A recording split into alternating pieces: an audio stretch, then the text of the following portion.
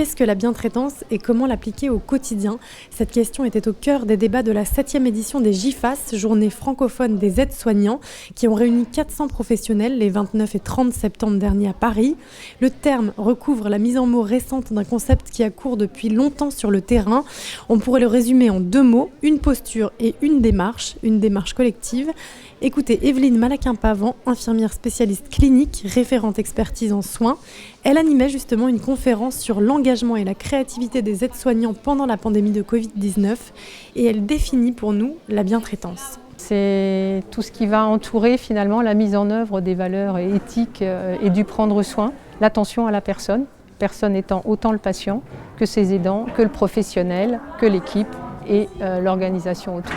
Combien d'entre vous se sont mobilisés dans d'autres secteurs d'activité ou de soins pour éviter que Covid se propage dans la structure, dans l'hôpital ou dans le domicile? Pendant la crise du Covid, les équipes soignantes se sont retroussées les manches et elles ont agi, expliquait la conférencière, invitant les professionnels à montrer comment ils se sont adaptés et ont trouvé des réponses créatives pour améliorer la bientraitance dans le contexte particulièrement instable de la crise sanitaire. Tout l'enjeu était de prouver que cette culture de la bientraitance impacte les organisations, les pratiques, les attitudes dans les établissements de santé.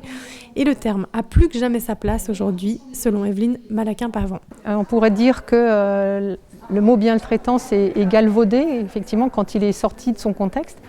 Mais si c'est important d'appeler un chat et de savoir nommer la maltraitance, continuer à utiliser un mot qui décrit quelque chose d'aussi complexe que tous les ingrédients de la bientraitance, eh bien voilà, on commence maintenant à dire que c'est celui-là, et bien on l'utilise.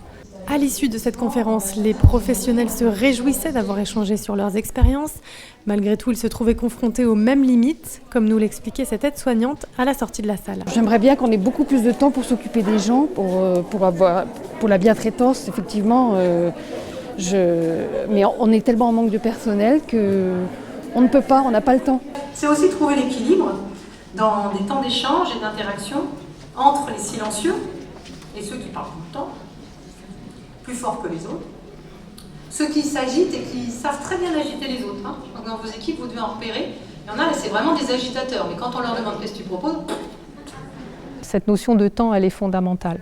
Elle fait partie de l'équation, il faut en parler justement dans ce qui nous frustre et dans ce qu'on aimerait pouvoir faire et qu'on ne peut pas faire. Ça, c'est la réalité du terrain, mais il n'y a pas que ça. C'est aussi dans tout ce qu'on a vu aujourd'hui, une manière de revisiter comment on peut habiter cette manière d'être, cette posture.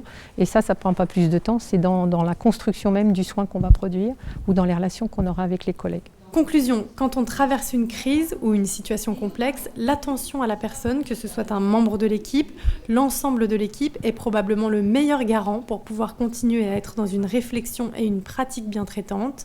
Rendez-vous à présent l'année prochaine pour une nouvelle édition des GIFAS.